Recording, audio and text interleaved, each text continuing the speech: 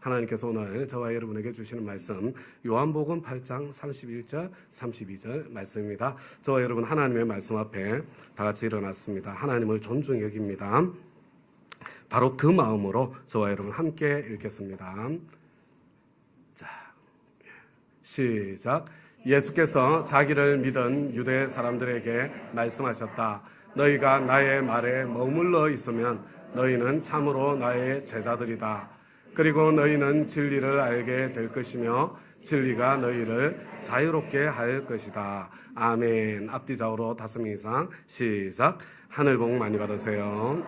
하늘 복과 땅의 복이 저와 여러분에게 풍성하게 넘치시기를 우리 주님의 이름으로 축복합니다. 우리 오늘 설교 제목 한번 읽어보겠습니다. 시작. 나의 믿음은 어떤 믿음인가? 우리 지난 주일에 함께 살펴보았던 요한복음 7장 43절 말씀 생각이 나실 것입니다. 예수님 때문에 무리 가운데 분열이 일어났습니다. 한편으로 이것은 하나님께서 일하시는 방식 때문이고 예수님께서 말씀하시는 방식 때문이었습니다. 여러분, 이런 갈등 분열이 일어나는 것 안에 하나님의 의도가 담겨 있는 것 같습니다. 궁극적인 평화를 가져오기 위해서 그 전에 분열과 갈등과 혼란이 필요할 때도 있습니다. 여러분, 건강을 위해서 수술을 하면 때로 일시적으로 더 아픈 사람처럼 그렇게 보이게 될 때가 있지 않습니까? 건강을 위해서 때로 더 아프게 수술해야 할 때가 있는 것처럼 하나님께서는 때로 참된 평화와 성장을 선물로 주시기 위해서 분열과 갈등과 혼란을 불러오실 때가 있습니다. 우리는 분열과 갈등과 혼란의 때가 찾아올 때에 하나님께서 주신 등 뿌리고 비친 그 말씀, 하나님의 말씀으로 그것을 해석하고 분별할 줄 알아야 합니다. 그런데 그 말씀의 빛이 비추는 방향은 저 바리새파 사람들, 저 율법학자들처럼 타인을 먼저 비추는 것이 아니라 나 자신을 먼저 비추어야 하는 것입니다. 예수님께서는 가늠하다가 현장에서 잡힌 여인의 사건을 통해서 말씀의 빛으로 자신을 먼저 비추지 않고 먼저 타인을 비추고 먼저 타인을 보고 타인을 판단하고 비난하고 정죄하고 심판하는 바리새인들의 위선을 적나라하게 보여주신 것입니다. 그리고 예수님께서 선언하십니다. 나는 세상의 빛이다. 내가 초막절 그 빛의 완성이다. 그런데 나는 너희 자신을 먼저 비추는 빛이다. 그래서 너희가 나를 따른다면 어둠 속에 다니지 않고 생명의 빛을 얻게 될 것이다. 여러분, 바리새인들 기분이 좋지 않았을 것 같아요. 그래서 예수님을 공격한다는 말이 다른 사람이 당신을 그렇게 인정해 주어야지 자기가 자신을 높이면 그게 무슨 의미가 있어. 마치 이렇게 따지는 것 같은 분위기입니다. 사실 요한복음 5장에서도 예수님께서는 똑같은 질문을 받으셨고 똑같은 공격을 이미 받았습니다. 그때 예수님께서 정말 자세하게 답을 해주셨죠. 첫째, 세례 요한의 증언을 먼저 말씀하셨어요.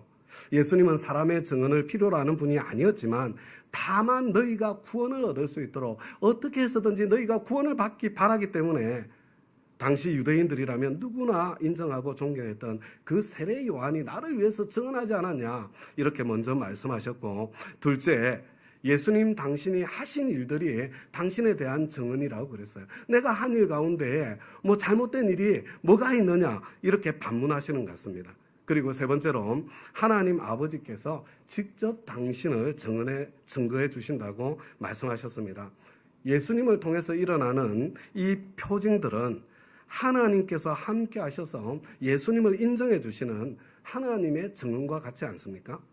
그리고 넷째로 결정적으로 성경이 증언하고 있다고 그렇게 말씀하셨지요. 여러분, 그토록 그 유대인들이 중요하게 생각하는 그 율법, 구약 성경이죠. 여러분, 바로 그 율법이, 구약 성경이 당신 자신에 대해서 증거하고 있다고 말씀하셨습니다. 실제로 저와 여러분 언제 말씀에서 한번 공부하다 보면요, 창세기에도 출애굽기에도 레위기에도 민수기에도 신명기에도 여러분 모든 성경을 펼칠 때마다 거기에 예수님에 대해서, 예수님의 십자가가 담겨있는 놀라운 사실을 알게 되는 거죠.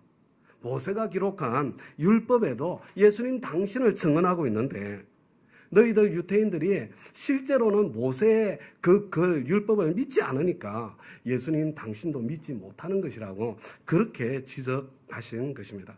그런데 다음과 같이 여러분, 요한복음 8장에서는 그런 친절한 답변이 아니라 뭔가 좀 심오한 답변을 해주시는 것을 보게 되죠. 뭐라고 말씀하세요? 나는 내가 어디에서 와서 어디로 가는지 알고 있기 때문이다. 다음과 같이 여러분, 사실 이게 철학의 주제 아니에요? 여러분, 철학자들이 하는 근본적인 질문 가운데 하나가 바로 이거거든요. 그러나 피조물들은요, 스스로 자기 자신이 어디에서 와서 어디로 가는지 알 수가 없습니다. 여러분, 뿐만 아니라 우연히 던져진 존재, 여러분, 우연히 던져진 존재에는 아예 어디에서 왔다가 어디로 가는가, 인생의 의미 같은 것, 그게 원래부터 존재할 수가 없는 것입니다. 여러분, 오직 창조주만이 아시는 것입니다. 그리고 창조주께서 계시해 주실 때만 피조물은 내가 어디에서 와서 어디로 가는지 내 인생의 의미와 목적을 찾을 수 있는 거예요. 예수님께서는 지금 바로 당신이 창조주 하나님이라고 여러분 이 말씀을 통해서 선언하고 계시는 것입니다. 예수님께서는 지금 그들의 분별, 그들의 판단, 그들의 심판, 자기들은 우리는 성경대로, 우리는 율법대로 판단하고 있다고 그렇게 주장하고 있는데 실제로 너희들 사람이 정한 기준대로 하고 있지 않느냐 이렇게 단언하십니다.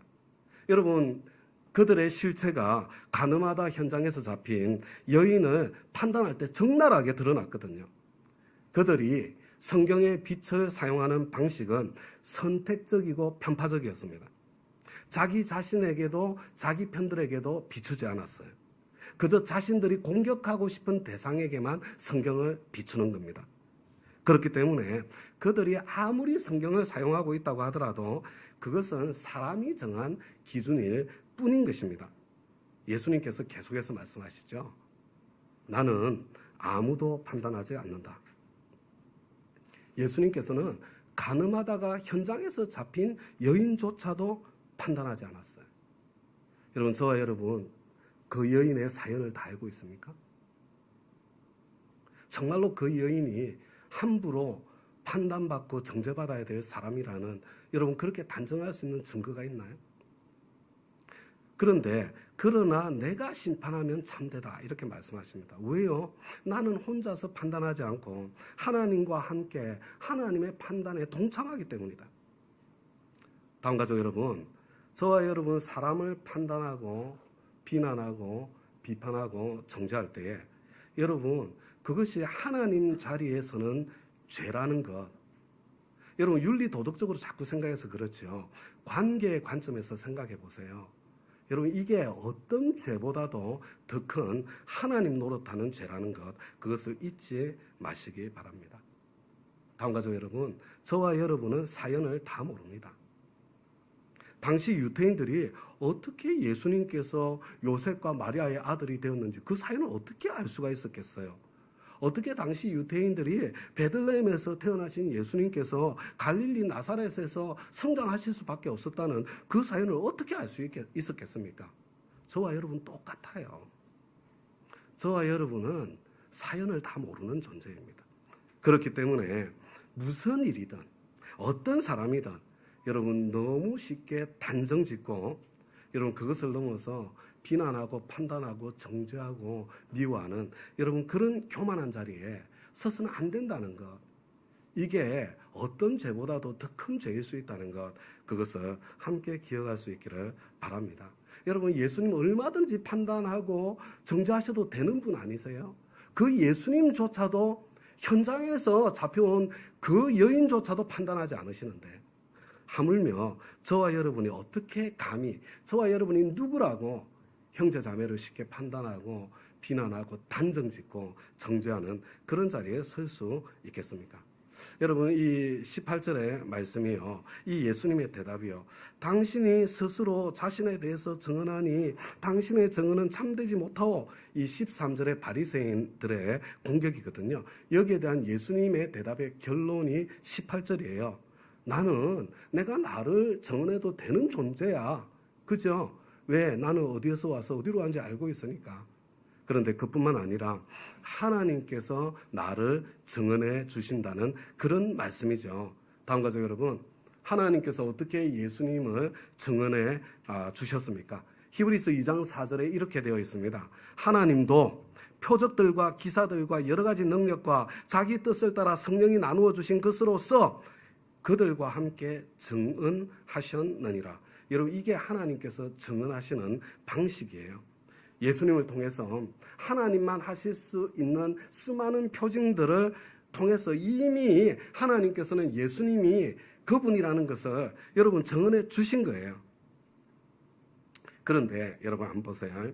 유대인들 중에는요, 이 상황 속에서 당신의 아버지가 어디에 계십니까? 이렇게 또 묻는 사람이 있었습니다. 여러분, 이 자리에 계신 저와 여러분 가운데도 그런 분들이 계시지 않습니까? 예수님이 얼마나 답답하시겠어요? 얼마나 답답하시겠습니까? 그러나 그 시대적인 상황에서 생각해 보면 그들로서도 예수님을 하나님의 아들로 받아들인다는 것 절대로 쉽지 않았을 것 같습니다. 여러분, 예수님도 그거 알고 계셨어요. 그래서 예수님이 뭐라고 말씀하십니까? 너희는 나도 모르고 나의 아버지도 모른다. 그렇다고 말씀하시는 거예요. 그렇지만 너희가 나를 알게 되면, 나를 알았더라면 나의 아버지도 알았을 것이다. 정말 무슨 말인지 못 알아듣겠죠, 그죠? 다음 가족 여러분, 저와 여러분이 예수님이 하나님의 아들이라는 것을 알게 될 때에 여러분, 그때 하나님이 진짜 누군지를 알게 돼요. 여러분, 예수님의 아버지이신 우리 하나님은 어떤 하나님이십니까? 독생자를 십자가 위에 내어주신 사랑의 하나님이세요. 여러분, 예수님이 하나님의 아들이시라는 것을 알아차리게 될 때 우리는 그때 하나님이 사랑이시라는 것을 알게 되는 거예요. 이 자리에 계신 다음 가족 여러분, 하나님이 사랑이시라는 거 알고 계세요? 그런데요, 저는요, 지금까지 목사로서 신앙생활 하면서 하나님이 진짜 사랑이라는 것을 정말로 아는 사람을 별로 만나보지를 못했어요. 그 사랑이신 그 하나님의 그 사랑을 제대로 누리고 사는 사람들을 많이 보지를 못했어요. 여러분, 하나님이 사랑이시라는 것을 알게 될 때 우리는 책임감, 죄책감, 의무감을 뛰어넘어서 진짜 행복한 신앙생활을 할 수 있는 그 길이 열리게 되는 것이거든요. 그런데 다음 가족 여러분, 왜 성경은 예수님께서 이 말씀을 헌금궤가 있는 데서 말씀하셨다? 이거 성경에 의미 없이 있는 단어가 없어요. 왜 이걸 헌금궤에 있는 데서 이 말씀을 하셨다는 것을 왜 굳이 저와 여러분에게 전해주고 있는 것일까요? 여러분, 이것은요, 한편으로는 지금 이 사건이 실제 일어난 사실이다, 사실성을 더 높여주는 그런 장치도 되죠. 그죠? 그뿐만 아니라 여러분, 헌금궤, 그죠? 저와 여러분 헌금궤 앞에 서면 어떻게 해요? 넣기 전에 기도하지 않아요? 여러분, 헌금궤는 사실은 하나님의 존전이죠. 그리고 거기에서 우리는 진실해져야 되는 거 아니에요? 그런데 그뿐만 아니라 여러분, 이 헌금궤는 주로 어떤 데 놓여 있습니까? 여러분, 헌금궤는 아무 때나 놓지 않습니다. 사람의 통행이 제일 많은 곳, 그리고 사람들 눈에 제일 잘 뜨이는 곳, 여러분, 거기에 주로 헌금궤가 놓여 있지 않습니까? 여러분, 지금 바로 그걸 말씀하고 싶은 거예요. 지금 사람들 통행이 엄청 많고 그냥 눈에 잘 뜨이는 데서 예수님께서 내가 하나님의 아들이다, 하나님이 내 아버지다, 이렇게 외치고 계시는데 아무도 예수님을 잡는 사람이 없었다. 그걸 이야기하고 싶은 거예요. 어떻게 그런 일이 있을 수 있느냐? 다른 것이 아니라 하나님의 때가 아니었기 때문이다. 이런 그거 말씀해 주는 거예요. 다음 가족 여러분, 타이밍이 중요합니다. 여러분, 이 타이밍에 의미가 있는 거예요. 저와 여러분의 인생에 여러분 우연히 일어나는 일이 하나도 없습니다. 십자가처럼 끔찍한 일도 여러분 아무 때나 재수 없어서 우연히 일어나는 사건이 아니라는 거예요. 하나님의 때에, 하나님의 허락하심 가운데 여러분 일어나는 일입니다. 그런데 다음 가족 여러분, 저와 여러분 그런 정말 십자가 같은 그런 엄청난 일이 있어도 잊지 마세요. 하나님의 때에 하나님 허락하신 가운데 찾아온 거라는 것, 그걸 염두에 두고 생각해 보셔야 돼요. 그런데 십자가 같은 나쁜 일만 하나님의 때에 일어난 일이겠습니까? 여러분, 좋은 일도 사실은 모든 일이 하나님의 때에 하나님이 허락하신 가운데 일어나는 것 아니겠습니까? 여러분, 저와 여러분이 무엇을 선택하고 무엇을 결정하시든지요, 여러분 항상 모든 일에 이때에 이 일이 일어난 이유가 뭐지? 여러분, 이때에 하나님께서 내가 이 일을 통과하게 하시는 이유가 뭐지? 하나님의 뜻을 찾을 때에 여러분 이 타이밍에 대한 질문을 절대로 놓치지 마시기 바랍니다. 그러면 여러분, 저와 여러분이 참 하나님의 역사에 동참하게 되는 그런 일들이 더 많이 일어나게 될 것입니다. 이제 우리 계속되는 말씀이요, 우리 예수님의 말씀이죠. 한 목소리 한번 읽어 보겠습니다. 시작. 예수께서 다시 그들에게 말씀하셨다. 나는 가고 너희는 나를 찾다가 너희의 죄 가운데서 죽을 것이다. 그리고 내가 가는 곳에 너희는 올 수 없다. 유대 사람들이 말하였다. 내가 가는 곳에 너희는 올 수 없다 하니 그가 자살하겠다는 말인가? 여러분, 저와 여러분은 예수님 하시는 말씀이 이해가 되지 않아요? 무슨 뜻인지 아시겠죠? 예수님께서 하나님의 때에 일어날 일, 한 반년 뒤에 일어날 일입니다. 십자가와 부활과 당신의 성천에 대해서 미리 예고해 주시는 말씀이잖아요. 그죠? 그러나 당시 유대인들에게는요, 도무지 알아들을 수 없는 수수께끼 같은 말이었던 것이 틀림이 없어요. 그렇지만 다음과 같이 여러분, 그래도 한 가지는 분명하잖아요. 한 가지는 죄 가운데 죽는다는 것. 여러분, 죄 가운데 죽는 것, 이게 인생 아니에요? 저는요, 참 유대인들 정말 지독하게 사오정이구나. 말씀에 비답해 자기 자신을 먼저 비추었다면, 그래 맞아, 죄 가운데 죽는 게 내 인생이지. 그런데 죄 가운데서 죽는 그 인생에서 벗어나는 길이 정말로 있다고? 그런 길이 뭘까? 제가 생각하기에는 그런 질문을 해야 그게 정상적일 것 같은데, 내가 가는 곳에 너희는 올 수 없다 하니 그가 자살하겠다는 말인가? 초점을 맞추지 못하는, 그냥 말꼬리 잡기나 하는 그런 모습을 보게 되는 것 같더라는 것입니다. 그럼에도 불구하고 예수님께서는 그들이 겉으로 수군거린 질문이 아니라 이거 피할 수 없는 질문이거든요. 그들의 내면에서 솟아나는 질문, 바로 그 질문에 대한 대답을 주시는 거예요. 아래에서 난 사람은 누구나 죄 가운데서 죽을 수밖에 없습니다. 여러분, 위로부터 나야만, 거듭나야만 세상으로부터 자유케 되어서, 여러분, 죄 가운데서 살다가 죽는 그런 삶, 그것과 다른 삶이요. 그것과 다른 삶. 예수님 계신 곳으로 가는 삶, 구원의 길이 열리게 되는 거예요. 그런데 예수님께서, 그런데 위로부터 나는 길은 뭐라고 그랬어요? 내가 곧 나. 말이 참 이상하죠. 여러분, 헬라어로 에고 에임이에요. 여러분, 이게 여러분 구약 성경에서는 이 에고 에이미를 여러분 나는 스스로 있는 자니라 이렇게 번역하고 있습니다. 여러분, 지금 무슨 이야기예요? 예수님 당신이 바로 모세가 만났던 바로 그 출애굽의 하나님이시라는 것, 그것을 믿게 될 때에 여러분 그때 거듭나게 된다는 이야기예요. 이집트 종살이에서 건져주셨던 것처럼 죄의 종살이에서 건져주시는 그 은총을 누리게 된다는 그런 말씀이죠.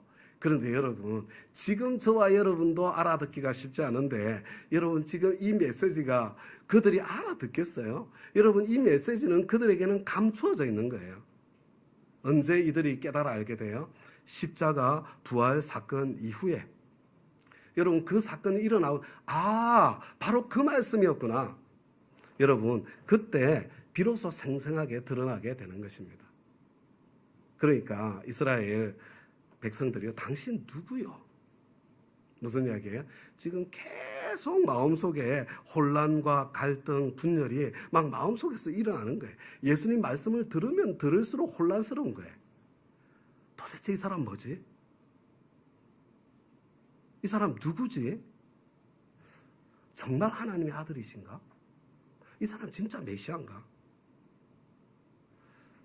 여러분, 지금 있잖아요. 그런 질문을 또 던지는 거예요. 예수님 이미 말씀하셨잖아요. 이미. 에고 에이미. 나는 스스로 있는 자다. 내가 모세가 만났던 바로 그 하나님이다. 나는 하나님의 아들이다. 내가 심판주다. 여러분, 그래도 그들은요, 이걸 받아들일 수가 없었습니다. 저와 여러분이 예수님 시대에 살았더라도요, 저와 여러분 아무도 받아들이기가 힘들었을 거예요. 여러분, 예수님께서는요, 그것도 알고 계셨습니다. 그것도 알고 계셨어요. 그래서 예수님께서 그들에게 하신 대답을 우리 같이 한 목소리로 읽어보겠습니다. 시작. 그러므로 예수께서 그들에게 말씀하셨다. 너희는 인자가 높이 들려 올려질 때야 내가 곧 나라는 것과 또 내가 아무것도 내 마음대로 하지 아니하고 아버지께서 나에게 가르쳐 주신 대로 말한다는 것을 알게 될 것이다. 나를 보내신 분이 나와 함께 하신다. 그분은 나를 혼자 버려두지 않으셨다. 그것은 내가 언제나 아버지께서 기뻐하시는 일을 하기 때문이다. 이 말씀을 듣고 많은 사람이 예수를 믿게 되었다. 여러분, 이게 중요한 데예요. 모세가 광야에서 뱀을 높이 매달았던 것처럼 당신이 십자가 위에 높이 매달리게 될 그때가 올 텐데, 얼마 지나지 않아서 일어날 일에 대한 예고거든요. 그런데 여러분, 이 내용 기억나는 거 없어요? 이거 예수님께서 니고데모에게 전했던 바로 복음과 똑같은 복음의 메시지예요. 지금 니고데모에게 전했던 복음을 또 전하시는 거예요. 하나님께서 결코 예수님을 혼자 버려두지 않으셨기 때문에 지금까지 수많은 표징들이 예수님을 통해서 일어났고, 이제 있잖아요, 결정적으로 십자가 후에 반드시 일어날 표징, 이제 진짜 결정타는 요나의 표징이거든요. 요나의 표징. 그 부활과 성천의 사건, 그 표징을 주게 될 텐데, 그때 모든 것이 분명하게 드러나게 되고, 그때 비로소 예수님 당신을, 그때 너희들 나를 제대로 알게 될 거야. 다음 가죠, 여러분. 여러분, 믿음의 대상이라는 게 있잖아요. 원래 이런 거예요. 여러분, 지금 당장에 증명할 수 있는 거 있잖아요.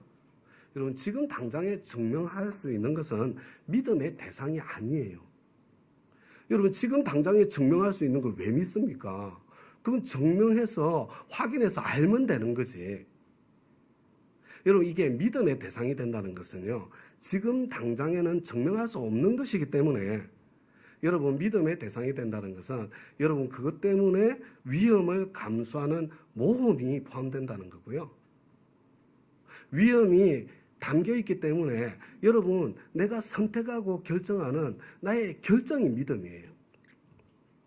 여러분, 이 믿음의 대상은요, 지금 당장에 증명이 안 돼요. 그래서 언제나 의심이 함께 담겨 있습니다. 하나님의 때가 되어야 여러분, 그때 비로소 증명이 되고 알게 되는 것입니다. 그래서 다음 가죠. 이게 중요한 거예요. 여러분, 지금 누군가 예수님을 반드시 먼저 죽여야 돼요. 예수님이 죽지 않고서는 예수님의 부활이 있을 수가 없기 때문에 그렇습니다. 그리고 다음 가죠, 여러분. 이 부활은요, 믿음의 대상이 아니에요.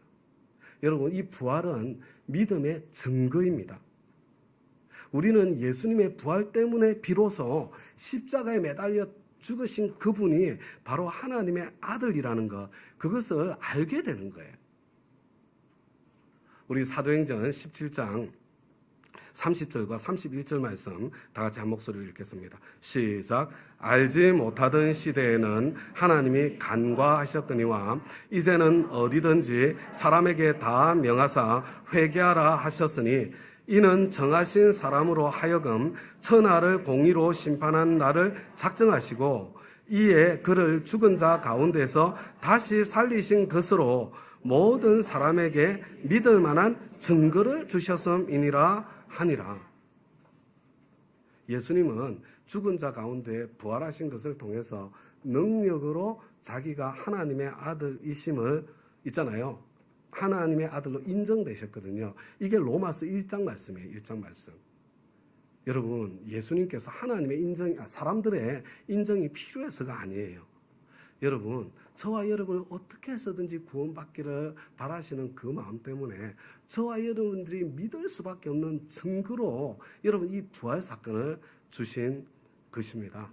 여러분, 이순신 대통령이 실존 인물이라고 믿어요? 여러분, 예수님이 부활하신 증거는요, 이순신 장군이 이렇게 명량해전에서 승리했다는 그만큼이나 여러분 생생한 증거가 있는 거예요.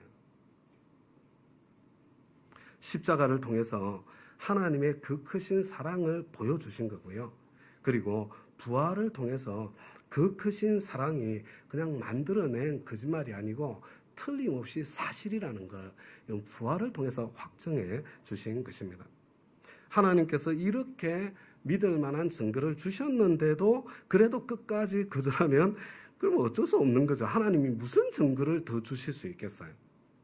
이미 십자가와 부활을 알고 있는 저와 여러분은 선택을 해야 됩니다. 선택을. 여러분, 내가 여전히 내 인생의 주인이 되고 그래서 내 구원을 내가 책임지고 내 힘으로 내 방식대로 내 고집대로 살아갈 것인가, 아니면 내 인생의 주인 자리에서 내려와서 예수님을 나의 구주와 주님으로 영접할 것인가. 저와 여러분이 인생의 주인을 바꾸고 예수님을 영접해야 돼요. 그래야 죄 가운데서 죽지 않고 아버지께로 갈 수 있습니다. 여러분, 예수님이 바로 그 길이요 진리요 생명이십니다. 여러분, 이제 다시 그 현장으로 가겠습니다. 지금까지 예수님을 통해서 일어난 표징들을 본 사람들이에요. 거기다가 가늠하다가 현장에서 잡힌 그 여인을 대하시는 그 사건을 겪은 사람들이에요. 그런데 이 사람들은 아직 예수님의 십자가도 보지 못했고 부활도 보지 못했고 지금 예수님께서 하시는 말씀이 무슨 말인지도 다 이해가 되지 않아요. 그렇지만 그 사람들 가운데 그 혼란 속에 예수님을 믿게 된 사람들이 있었습니다. 여러분, 30절이요. 예수님을 믿게 된 사람들이 많이 생겼습니다. 여러분, 바로 이 배경 가운데에 드디어 오늘 본문의 말씀, 여러분 이게 펼쳐지는 거예요. 여러분, 이제 너무 긴장하지 마세요. 딱 요 구절만 설명하고 이제 마칠 거기 때문에 제가 이걸 지금 설명하기 위해서 여기까지 온 거거든요. 그래서 너무 이렇게 여기서 더 확장되지 않고 이 두 구절만 이제 설명하고 끝내겠습니다. 여러분, 한번 이 말씀을 잘 보세요. 너희가 나의 말에 머물러 있으면 너희는 참으로 나의 제자들이다. 그리고 너희는 진리를 알게 될 것이며 진리가 너희를 자유롭게 할 것이다. 이거 엄청 유명한 말 아니에요? 여러분, 안 믿는 사람들도 이거 인용하고 막 그래요. 그런데 여러분, 이 말씀을 누구에게 하신 말씀이에요? 여러분, 이 말씀은요, 자기를 믿은 유대인들에게 하신 말씀이에요. 그런데 여러분, 이 구절 좀 이상하지 않아요? 아니, 자기를 믿는 유대인들에게 말씀하셨다. 이래야 자연스러운데 왜 자기를 믿은 유대인들에게 이 말씀하셨다. 믿는이 아니라 왜 믿은이라고 여러분 번역을 했을까요? 여러분, 요한복음 8장 31절에서 이 믿은이라고 번역되어 있는 여러분 피스테우 산타스라는 단어예요. 여러분, 이 단어는요, 피스테우스라는 믿는다는 그런 동사가 있는데 여러분, 이 동사의 부정과거 능동태 분사, 부정과거를 영어로는 아오리스트라고 그래요. 여러분, 이 헬라어는요, 우리하고 시제를 표현하는 방식이 좀 달라요. 근데 이 아오리스트가 뭐냐면요, 과거의 한 시점에서 일어난 그 사건이나 동작을 이야기하는 거예요. 여러분, 그리고 이 능동태인 것은요, 주어가 직접 그 선택을 했다는 것을 나타냅니다. 그래서 이 피스테오 산타스라는 있잖아요, 믿은이라고 번역된 이 단어는요, 여러분 지금 믿은이라고 번역을 할 때 이 헬라어 원문에 있잖아요, 그 문법적인 특징을 좀 그대로 담아내려고 지금 번역하신 분이 엄청나게 여러분 노력한 것이에요. 여러분, 우리가 만약에 이것을 믿는이라고 번역하면 어떻게 되겠어요? 그냥 믿는, 그죠? 그냥 그 정도, 그냥 똑같은 이런 걸 생각하겠지만 여러분, 믿은이라고 번역을 하게 되면 어떻게 돼요? 믿은 사람이 안 믿을 수도 있는 거 아니에요? 여러분, 중간에 여러분 뭔가 다른 변화들이 일어날 수 있는 거잖아요. 여러분, 만약에 믿는이라고 번역을 했다면 믿음이 다 똑같은 믿음이고 믿음에 다양한 단계가 있다는 것을 놓치기가 쉽습니다. 다음 가죠, 여러분. 믿음에는요, 제가 말씀드리고 싶은 게 이거예요. 여러 가지 종류가 있고요. 그리고 그 믿음이 성장하고 자라가는 단계가 있습니다. 여러분, 오병이어의 기적을 경험했던 사람들이요. 그래서 예수님을 왕으로 세우려던 사람들이요. 이 사람들도 예수님을 믿은 사람들이에요. 그런데 이 사람들 얼마 지나지 않아서 다 예수님 떠나고 말지 않았습니까? 다음 가죠, 여러분. 믿음의 종류는 다양한 거예요. 여러분, 구원과 전혀 상관없는 믿음이 있어요. 귀신 같은 믿음이 있다니까요. 야고보서를 읽어보세요. 여러분, 그냥 지식적인 동의의 믿음 있잖아요. 지식이 자라가는 믿음. 이거 귀신 같은 믿음이에요. 그래서 우리가 뭐라고 그래? 귀신같이 알아차린다고 그러잖아요. 여러분, 이게 구원의 믿음하고 다른 믿음이에요. 여러분, 구원 얻는 믿음도 있어요. 예수님을 구주와 주님으로 영접하는 믿음. 여러분, 기대고 의지하는 믿음이죠. 여러분, 뿐만 아니라 여러분, 예수님의 축복과 은총을 누리는 믿음도 있습니다. 이게 뭐냐면 즐거이 순종을 선택할 수 있는 그런 종류의 믿음을 이야기하는 것입니다. 다음 가죠, 여러분. 지금 한번 생각해 보세요. 저와 여러분의 믿음은 어떤 믿음입니까? 저와 여러분이 믿음이 있어서 이 자리에 왔는데 저와 여러분은 어떤 믿음의 단계에 와 있습니까? 여러분, 요한복음 8장에서 예수님을 믿은 사람들은요, 어떤 믿음의 사람들일 것 같아요? 여러분, 예수님께서 지금 그들에게 하신 말씀의 이 뒷면을 보면요, 다음과 같은 내용들이 담겨 있는 거예요. 무슨 뜻이냐면 너희들이 나를 믿기는 믿는데 너희들은 아직 나의 참 제자가 아니야. 너희들이 나를 믿기는 믿는데 너희들은 아직 진리를 몰라. 너희들이 나를 믿기는 믿는데 너희들은 아직 종노릇하고 있어. 너희들은 아직 자유를 누리지 못한 사람들이야. 여러분, 이해가 되죠? 그죠? 그게 다 담겨 있는 거예요. 다음 가죠, 여러분. 구원 받은 것과 제자로 성장하는 것은 다른 것입니다.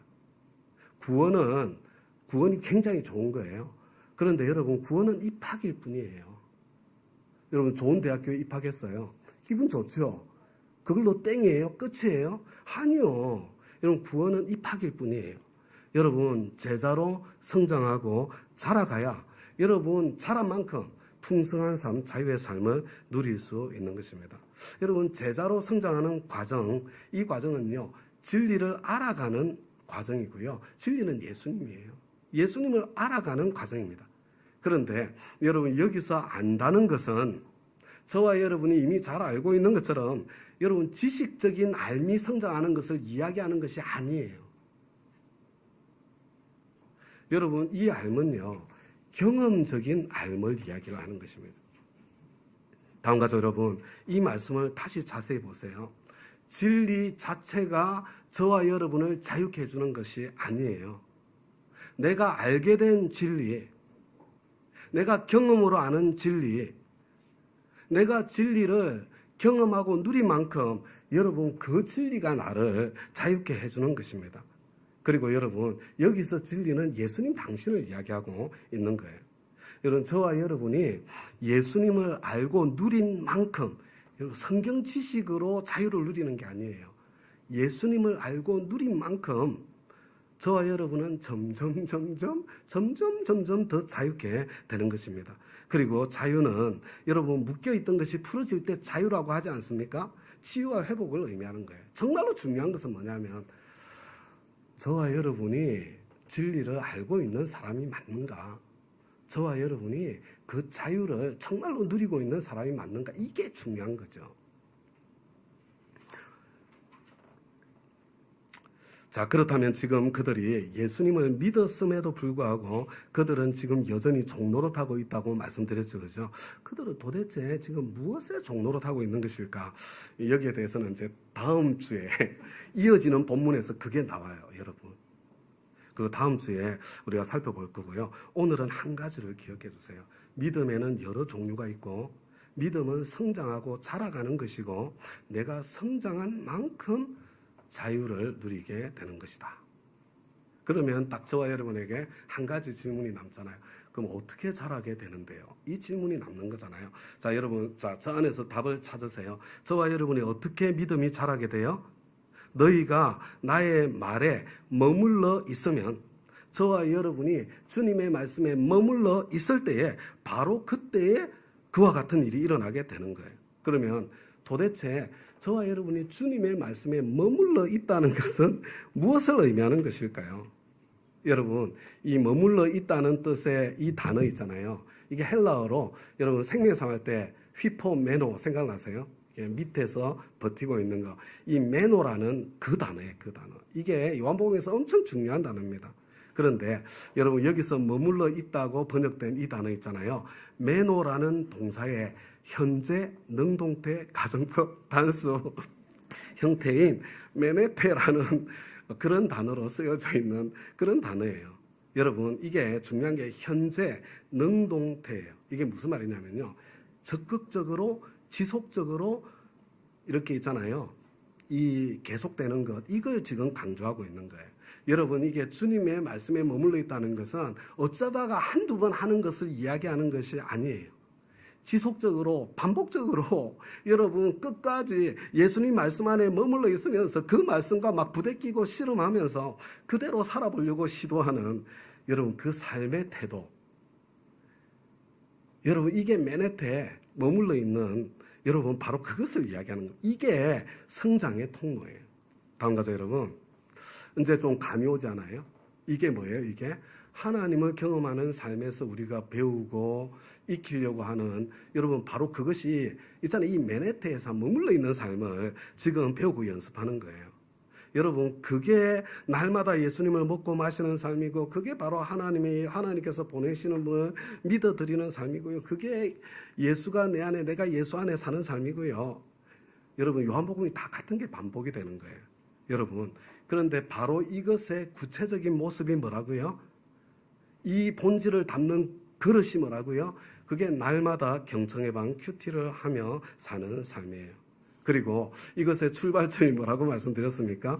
일주일에 한 번 주일 설교 말씀 묵상 일기를 쓰고 그대로 살아보려고 노력한 가운데 그것을 목장 모임에서 나누기 시작하는 것.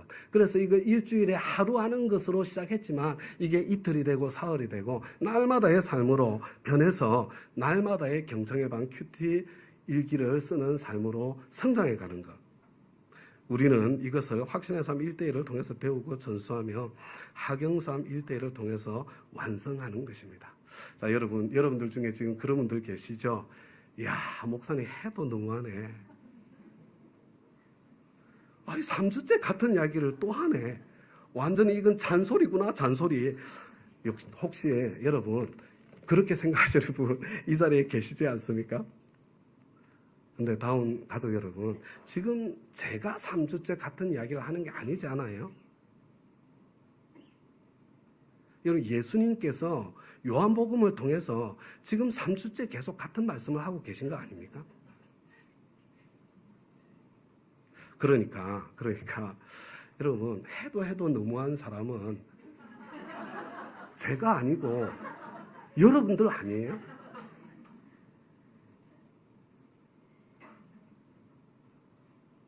예수님께서 3주째 이렇게 똑같은 이야기를 또 하고 반복하는데도 나는 시도조차 하지 않는다. 나는 해볼 생각조차 하지 않는다. 이런 관계의 관점에서 한번 생각해 보세요. 해도 너무한 거 아니에요? 여러분 성경 지식이 자라는 게 믿음이라고 생각하면 하나님 앞에서 크게 후회하시고 크게 망신당하실 거예요. 지금 여러분들의 해도 너무한 모습 그거 있잖아요. 그게 딱 저와 여러분의 신앙의 실력이에요. 일주일에 한 번 주일 설교 말씀 묵상 일기 쓰기, 그렇게 살아본 것을 목장 모임에서 나누기 오늘부터 시작하셔도 늦지 않았습니다. 여러분 오늘부터라도 시작해 주시길 바랍니다. 그 결과로 제자로 성장할 거예요. 근데 제가 지난주에 어떤 분이 저한테 그러더라고. 목사님, 제가 지금까지 얼마나 훈련을 받았는데 제가 지금도 또 그거 쓰기 또 해야 돼요? 이렇게 물어보더라고요. 또 해야 돼요? 안 해도 돼요? 안 해도 되지. 안 해도 되죠. 안 해도 돼요. 그런데 여러분, 안 해도 돼요. 훈련 충분히 받았으니까. 그러나 여러분, 내가 정말로 이 삶의 양식을 내 자녀들에게 전수해주고, 여러분 이 삶의 양식을 우리 목장 식구들에게 전수해주고, 나를 통해서 예수 믿은 사람들의 삶의 일부가 되어서 이 사람이 정말로 신앙이 성장하고 자라가도록 정말로 돕기를, 진짜 영혼 구원에서 끝내지 않고 제자 삼기를 원한다면 여러분, 나도 해야 되는 거예요. 내가 하고 있지 않으면서 그것이 전수될 것이라는 그런 착각하시면 안 돼요. 자기를 속이는 것입니다. 오늘부터라도 시작해 주시기 바랍니다. 그 결과로 참 제자의 믿음으로 성장해 갈 것입니다. 진리이신 예수님을 여러분 가랑비에 옷 젖듯이 조금씩 더 깊이 알아가게 되는 거예요. 진리이신 예수님을 점점 경험으로 그냥 알아가는 것이 쌓일 거예요. 진리이신 예수님을 경험한 만큼 여러분 내 삶이 자유로워지는 그 자유를 누리게 될 것입니다. 여러분 이 자유는요, 다른 말로 치유예요. 내 몸이 치유되어 더 건강해지고, 내 마음이 치유되어 더 밝고 행복해지고, 내 영혼이 치유되어 더 맑아지고 주님과 더 깊이 동행하게 되고, 목장도 더 활기차게 되고, 초원도 연합교회도 진짜 그냥 종교인들의 공동체가 아니라 여러분 날마다 주님을 먹고 마시는 그 축복을 누리며 사는 사람들의 공동체가 될 것입니다. 그것을 기대하는 마음으로요, 그렇게 되기를 소망하면서 다 같이 일어나셔서 나 자유 얻었네 너 자유 얻었네, 우리 1, 2, 3, 4절 한 번만 부르고 우리 예배를 마치도록 그렇게 하겠습니다.